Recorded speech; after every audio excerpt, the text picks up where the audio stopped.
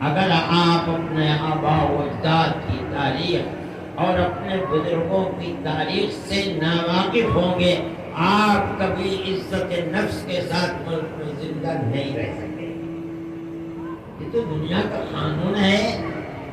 کوئی اگر نہیں رہتا ان کے نام کو نرے چولہے بھاڑ میں جائے۔ ہم تو اپنے آباء و اجداد کے نام کو یاد کرتے ہیں، ہم تو ان کی تاریخ کو زندہ کرتے ہیں، ہم تو کہتے ہیں کہ ملک کی آزادی کی صحرا انہی کے سر کے اوپر ہے، اس لیے کہ سب سے پہلی آواز اٹھانے والے آزادی وطن کے وہی لوگ تھے۔ بھائی اس بات کو سمجھنا چاہیے،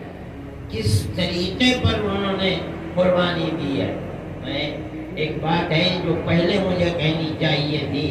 حضرت سید احمد شہید اور حضرت شاہ اسماعیل شہید نے جو دورے کیے ہیں، ان دوروں کے اندر غازی پور بھی گئے ہیں وہ،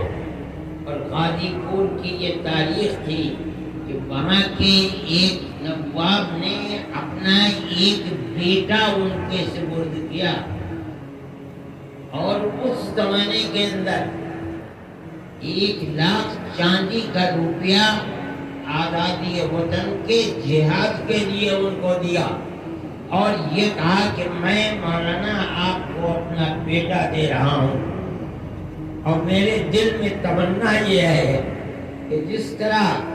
حضرت ابراہیم علیہ نبینا علیہ الصلوۃ والتسلیم نے اپنے بیٹے کی گردن پر چھری چڑھائی تھی، اسی طرح آزادی وطن کے لیے میرے اس بیٹے کی گردن پر چھری چڑھائی، اور حضرت شاہ صاحب اس کو لے کر گئے ہیں، اور سرحد کے اندر غازی پور کے جن 6 آدمیوں کی شہادت کا ذکر آتا ہے اس میں ان کا وہ بچہ بھی ہے۔ کون مائی کلال ہے جو اپنی تاریخ کو اس طرح بیان کر دے گا؟ یہ ہمارے بزرگوں کی تاریخ ہے، ملک کی آزادی کی۔